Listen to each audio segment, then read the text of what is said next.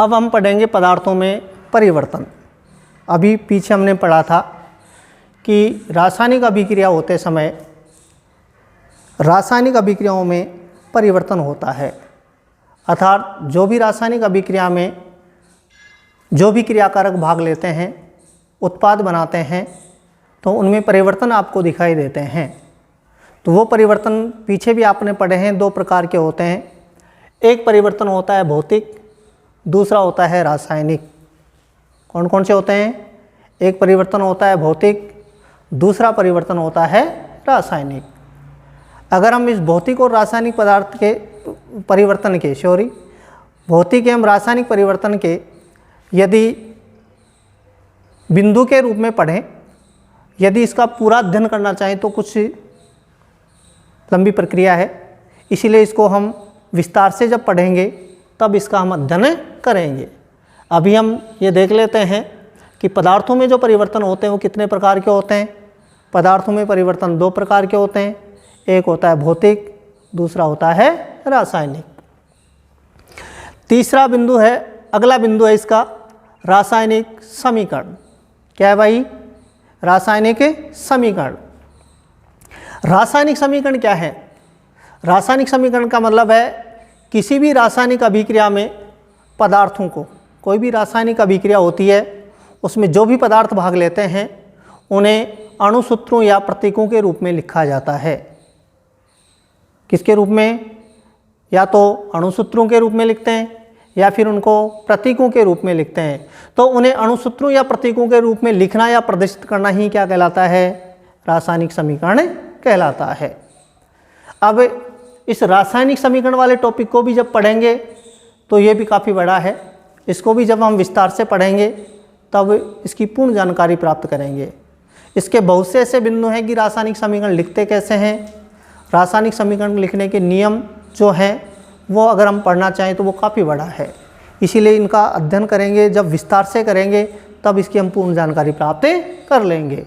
केवल अभी तो आप ये देखें कि ये अभिक्रिया दे रखी है, रासायनिक समीकरण की जो परिभाषा दे रखी है वो क्या है कि किसी भी रासायनिक अभिक्रिया में पदार्थों को अणुसूत्रों एवं प्रतीकों के रूप में लिखना या प्रदर्शित करना ही क्या कहलाता है? रासायनिक समीकरण कहलाता है। अगला पॉइंट हम इसमें पढ़ते हैं अर्धायुकाल। क्या पढ़ते हैं भाई? अर्धायुकाल। जो ये किताबें जब चेंज हुई हैं अपनी, उसी में टॉपिक जुड़ के आया है। पहले ये क्या है टॉपिक 10वीं क्लास में नहीं चलता था, बड़ी क्लास का टॉपिक था, लेकिन 10th क्लास में भी इनको डाल रखा है। छोटा सा रूप दे रखा है, लेकिन हम इसको बहुत विस्तार से पढ़ेंगे और वो तब पढ़ेंगे जब इसका विस्तारित रूप हम पढ़ेंगे आगे। अर्धायुकाल क्या है भाई? कि अभिकारकों की आधी मात्रा को, आपको पता है कि जो भी अभिकारक अभिक्रिया में भाग लेते हैं उत्पाद बनाते हैं, उत्पाद बनाते समय क्या है कि अभिकारकों की जब उत्पादों में आधी मात्रा क्या है परिवर्तित हो जाए और उसमें जो समय लगता है वो समय ही क्या कहलाता है? उसका अर्धायुकाल कहलाता है। तो एग्जैक्ट परिभाषाएं देखो, अभिकारकों की आधी मात्रा को उत्पादों में बदलने में लगे समय को उसका क्या कहते हैं? अर्धायुकाल। क्या कहते हैं? अर्धायुकाल कहते हैं। जैसे उदाहरण के लिए देखो, एक पदार्थ 100% था। कितना था? 100%। अब ये 100% से कितना हो रहा है? 50। यदि इसको 100% से 50% होने में कितना वर्ष लगा? 5। फिर ये 50% था, वो कितना हो रहा है भाई? आधा 25%। 25% होने में भी कितना समय लगा? 5 वर्ष। बहुत बार समस्या आ जाती है कि 100 को 50 होने में 5 वर्ष, तो 50 को 25 होने में कितना वर्ष लगना चाहिए? 10। ऐसा नहीं है, क्योंकि पहले अभिक्रिया यहाँ संपन्न हो रही थी। जब अभिक्रिया संपन्न होकर इसकी आधी मात्रा बन रही थी तब क्या है, मुख्य जो क्रियाकारक था वो कौन था? 100% वाला। अब आगे जब अभिक्रिया चलेगी तो उसमें मुख्य क्रियाकारक कौन सा होगा? 50 वाला। अब इसकी आधी मात्रा को नष्ट होने में जो समय लगेगा वो भी कितना होगा? 5 वर्ष। अब आगे अभिक्रिया होगी तो पदार्थ कितनी प्रतिशत मात्रा में है? 25। इस 25 को कितने होने में? 12.5। इसका मतलब 25 का आधा कितना है? 12.5। तो भी यहाँ कितना समय लगेगा? 5 वर्ष। और 12.5 को 6.25 होने में या 6.25 होने में भी कितना वर्ष लगेगा? 5 वर्ष। अगर धीरे धीरे हम आगे चलते जाएं तो इनकी आधी आधी जैसे मात्रा क्या है उत्पादों के रूप में बदलती जाएगी, उसका लगभग समय क्या होता है, बराबर होता है, अर्थात उसके समय में कोई परिवर्तन नहीं होता। जैसे क्या है कि ये 100 से 50 होता है, इसका मतलब कितनी मात्रा नष्ट हो जाती है, 50%। शेष कितनी बच जाती है, 50%। फिर देखो 100 को 25 होने पर कितने प्रतिशत मात्रा नष्ट हो जाती है, 75। शेष मात्रा कितनी बच जाती है, 25%। 87.5 जब क्या है पदार्थ नष्ट होता है तब कितनी बच जाती है, 12.5। और जब पदार्थ 93.75% नष्ट हो जाता है तब कितनी बच जाती है, 6.25। कहने का मतलब इसके बारे में हम अगर और भी पढ़ें, ठीक है ना, तो वो पढ़ेंगे जब हम इसका विस्तार से अध्ययन करेंगे। अभी इतना ही पर्याप्त है। ये क्या है, पाठ का अपना शॉर्ट मैटर है, पूरे पाठ को हम एक साथ पढ़ रहे हैं, प्रत्येक बिंदु के बारे में अध्ययन कर रहे हैं, इसका मतलब ये शॉर्ट मैटर इतना ही होना चाहिए। विस्तार से हम तब पढ़ लेंगे जब इनको क्या विस्तारित रूप से पढ़ा जाएगा। आगे बिंदु पढ़ते हैं हम उत्प्रेरक। क्या पढ़ते हैं भाई, उत्प्रेरक। उत्प्रेरक क्या होते हैं कि मान लो कोई रासायनिक अभिक्रिया संपन्न हो रही है, और रासायनिक अभिक्रिया जब संपन्न हो रही है तो बहुत सी बार रासायनिक अभिक्रियाओं का वेग कम या अधिक हो जाता है। बहुत सी बार अभिक्रियाओं को संपन्न होने में बहुत ज़्यादा समय लग जाता है। कई बार ऐसा होता है कि अभिक्रिया संपन्न करवाते हैं कुछ ही समय में, कुछ ही सेकंड में, अर्थात सेकंड के बहुत से छोटे हिस्से में वो पूर्ण हो जाती हैं, तो उससे बनने वाले उत्पाद सही तरीके से नहीं बन पाते। अतः उस अभिक्रिया को सही तरीके से क्या करने के लिए, अभिक्रिया के वेग को बढ़ाने या घटाने के लिए कुछ बाह्य पदार्थ उसमें डाल देते हैं। कोई भी रासायनिक अभिक्रिया हो रही है, उसमें हमने क्या है, एक नया बाह्य पदार्थ उसमें डाला। उस बाह्य पदार्थ का कार्य क्या है, अभिक्रिया के वेग को बढ़ाना या घटाना। केवल वो रासायनिक अभिक्रिया के वेग को बढ़ाएंगे या घटाएंगे, लेकिन स्वयं में कभी कोई परिवर्तन नहीं हो सकता, ठीक है ना। जिस पदार्थ में स्वयं में कोई परिवर्तन नहीं होता, अभिक्रिया के वेग को परिवर्तित कर देते हैं, वो बाह्य पदार्थ हमेशा क्या कहलाते हैं, उत्प्रेरक। जैसे आपने एक साधारण सा उदाहरण देखा है, आप उसको बार बार उपयोग में भी लेते हैं। जैसे एक अपने घर में लोग काम में लेते हैं, जिसको हम ताला कहते हैं। ताला एक प्रकार की अभिक्रिया मान के चलें, जिसको हम देखते हैं कि दबाते हैं बंद हो जाते हैं, छोड़ते हैं खुल जाता है। उसमें हम क्या करते हैं कि जैसे दबाते हैं अंदर जाता है, छोड़ते हैं वापस बाहर आ जाता है, तो उसमें अभिक्रिया संपन्न नहीं हो पा रही है। उस अभिक्रिया को संपन्न करने के लिए हम एक चाबी काम में लेते हैं। चाबी वहाँ पर किसका काम करेगी, उत्प्रेरक का। कैसे करेगी कि जैसे ही हम क्या करते हैं, उस लॉक में चाबी को लगाकर बाईं तरफ घुमाएं, तो याद रखना वो लॉक बंद हो जाएगा। फिर उसी चाबी को हम क्या करते हैं, लगाकर दाहिनी तरफ घुमाते हैं, लॉक वापस क्या हो जाता है, खुल जाता है। अब उस लॉक में तो परिवर्तन हो रहा है, एक बार बंद हो रहा है, एक बार खुल रहा है, वो तो हो रही है अभिक्रिया। लेकिन बंद करने के पश्चात, खोलने के पश्चात जब चाबी का अध्ययन करते हैं तो उसमें कोई परिवर्तन दिखाई नहीं देता। इसका मतलब चाबी वहाँ पर किसका काम कर रही है, उत्प्रेरक का, ठीक है ना। तो एक साधारण सा उदाहरण है जिससे हम आसानी से उत्प्रेरक को पढ़ सकते हैं। तो देखो उत्प्रेरक क्या है, किसी रासायनिक अभिक्रिया में उपस्थित वे बाह्य पदार्थ जो स्वयं अपरिवर्तित रहते हुए रासायनिक अभिक्रिया के वेग को क्या कर देते हैं, परिवर्तित कर देते हैं, उन्हें क्या कहते हैं भाई, उत्प्रेरक। और उन पदार्थों में पाए जाने वाले उस गुण को क्या कहते हैं, उत्प्रेरण। क्या कहते हैं भाई, उत्प्रेरण। फिर हम पढ़ते हैं उत्प्रेरक के प्रकार। क्या पढ़ते हैं भाई, उत्प्रेरक के प्रकार। उत्प्रेरक को मुख्यतः दो भागों में बांटा गया है। कितने भागों में, दो भागों में। पहला है अवस्था के आधार पर, दूसरा दे रखा है क्रिया के आधार पर। सबसे पहला देखो, अगर अवस्था के आधार पर हम उत्प्रेरकों की बात करते हैं तो उत्प्रेरक मुख्यतः दो प्रकार के होते हैं। एक होता है समांगी उत्प्रेरक, दूसरा होता है विषमांगी उत्प्रेरक। समांगी उत्प्रेरक क्या हो सकता है, समांगी उत्प्रेरक का मतलब होता है कि जब कोई रासायनिक अभिक्रिया संपन्न हो, उसमें भाग लेने वाले क्रियाकारक, बनने वाले उत्पाद तथा उसमें डाले गए उत्प्रेरक जब तीनों एक ही अवस्था में पाए जाएं, ठीक है ना। जब तीनों की अवस्था समान होगी तो याद रखना वह उत्प्रेरक कौन सा कहलाएगा, समांगी। एग्जाम्पल के देखो दे रखा है कि सल्फर डाइऑक्साइड की क्रिया हम ऑक्सीजन से करवा रहे हैं। सल्फर डाइऑक्साइड कौन सी अवस्था में है? गैसीय अवस्था में, जिसको हम जी से व्यक्त कर रखे हैं। O2 के नीचे हमने क्या लगा रखा है? जी, इसका मतलब ये भी कौन सी अवस्था है? गैसीय अवस्था। यहाँ नाइट्रस ऑक्साइड काम में ले रहे हैं, इसके नीचे भी क्या है? जी, इसका मतलब ये भी गैसीय अवस्था। बना उत्पाद सल्फर टेट्राऑक्साइड, जिसके नीचे भी हमने क्या डाल रखा है? जी, इसका मतलब ये भी गैसीय अवस्था। इसका मतलब क्रियाकारक, उत्पाद व उत्प्रेरक तीनों की अवस्था क्या है? सेम। तीनों की अवस्था सेम होने के कारण इसको कौन सा उत्प्रेरक कह सकते हैं? समांगी। दूसरा पढ़ते हैं विषमांगी। विषमांगी उत्प्रेरक कौन से होते हैं?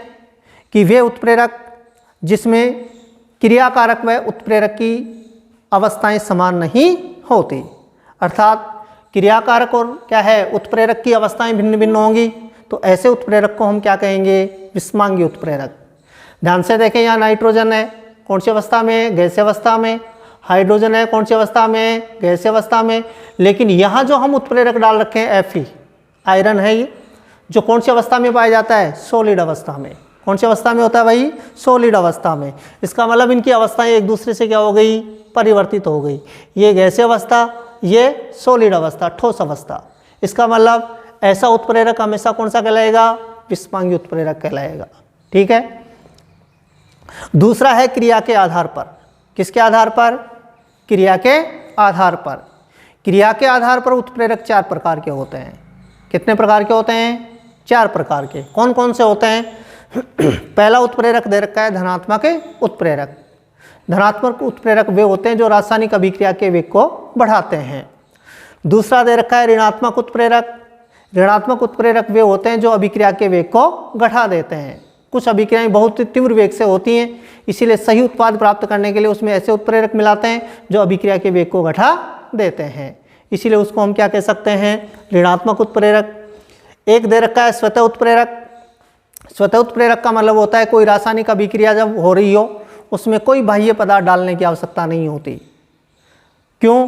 क्योंकि जब वो अभिक्रिया संपन्न हो जाती है और उस अभिक्रिया के दौरान बना उत्पाद ही क्या करता है? उसमें उत्प्रेरक का कार्य करने लगे जाता है। तो किसी रासायनिक अभिक्रिया के दौरान बना उत्पाद ही अगर किसका काम करने लग जाए? उत्प्रेरक का काम करने लग जाए, तो वो कौन सा उत्प्रेरक कहलाता है? स्वतः उत्प्रेरक। कौन सा कहलाता है? स्वतः उत्प्रेरक।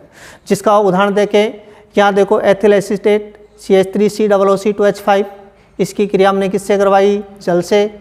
जैसे ये क्रिया करते हैं, यहाँ कोई उत्प्रेरक नहीं डाल रखा है, बिना उत्प्रेरक के अभिक्रिया संपन्न होकर क्या बनाता है? एथिल एसिटिक अम्ल। श्योरी क्या बनाता है? एसिटिक अम्ल। और एक क्या बनाता है? Ethyl alcohol. जैसे ही अभिक्रिया संपन्न होती है तो इसमें बना एसिटिक अम्ल ये स्वयं ही क्या करता है? रासायनिक अभिक्रिया के वेग को बढ़ा देता है। इसका मतलब यहाँ पर ये एसिटिक अम्ल किसका कार्य करेगा? उत्प्रेरक का। इसका मतलब ये उत्प्रेरक कौन सा कहलाएगा? स्वतः उत्प्रेरक। कौन सा कहलाएगा? स्वतः उत्प्रेरक। ठीक है।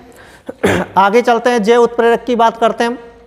जैव उत्प्रेरक का मतलब होता है कि जीवों के शरीर में बहुत सी अभिक्रियाएं संपन्न होती हैं और उन अभिक्रियाओं को संपन्न करने के लिए कुछ रासायनिक पदार्थ शरीर में क्या होते हैं? उपस्थित होते हैं। वो उन अभिक्रियाओं में भाग लेते हैं, अभिक्रियाओं को क्या करते हैं? संपन्न करते हैं। जिसका हम छोटा सा उदाहरण लेते हैं कि हम भोजन के रूप में क्या करते हैं? स्टार्च काम में लेते हैं, अर्थात पौधे से बने हुए भोजन को क्या करते हैं? काम में लेते हैं। क्योंकि पौधे अपने बनाए हुए भोजन में से अत्यधिक क्या है? मात्रा को अपने आवश्यकता के अनुसार काम में ले लेते हैं। जितनी उनको आवश्यकता होती है, अतिरिक्त भोजन जो होता है उसको स्टार्च या मंड के रूप में क्या करता है? वो एकत्रित करता है।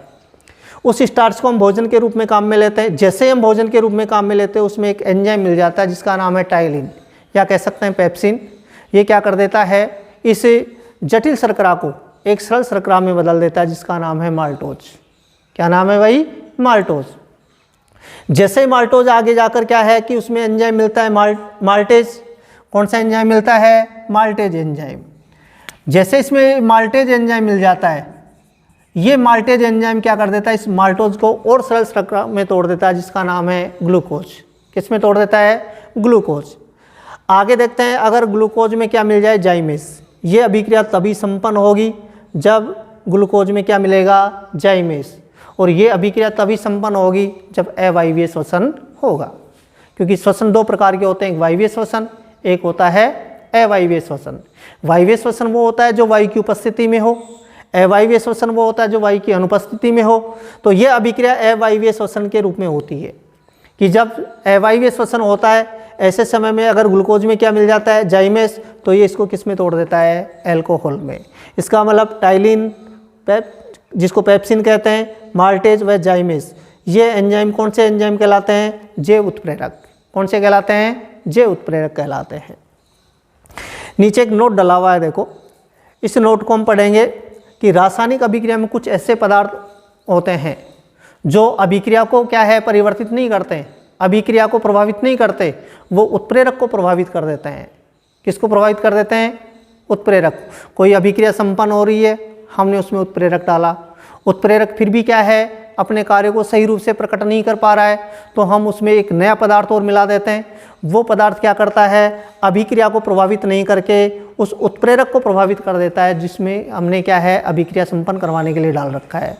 जैसे ही वह उत्प्रेरक को प्रभावित करेगा, या तो उसके वेग को बढ़ाएगा या फिर उसके वेग को घटाएगा, और वो अभिक्रिया को क्या कर देगा, संपन्न कर देगा।